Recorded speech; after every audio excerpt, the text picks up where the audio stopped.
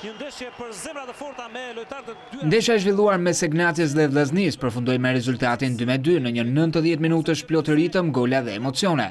Të dyja skuadrat treguan futboll sulmues duke kthyer duelin në një nga sfidat më të bukura të javës në Abisnes Superiore.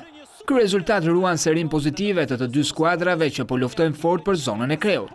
Për emisionin Supergol në RTS, trajneri Vllaznis Edi Martini ndjen keqardhje për mënyrën se si shkoi ndeshja. Normal që vjen keq sepse ti je 2-1, 10 minuta lojë me një lojtar më tepër, të hyrë në ekipin presion në atë mënyrë që hyj me ne, është e pafalshme sepse kena një ekip me eksperiencë.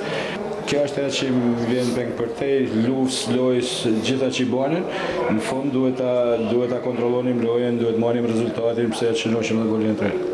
Edlir Tetova, trajneri i Egnatias, u shfaq nervoz pas ndeshjes, ndikuar nga penalltia e dhënë për kundërshtarin dhe kartonin e kuq për Fangaj.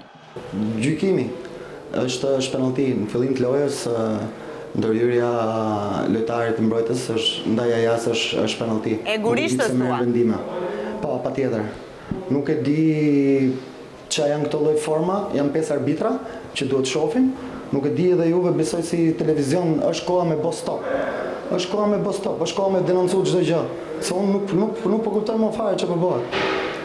Biles një moment i thash dhe operatorit juaj, mos e lëviz shumë kamerën, thash se po bjen një lojtar i Vllaznisë dhe jep faull arbitri.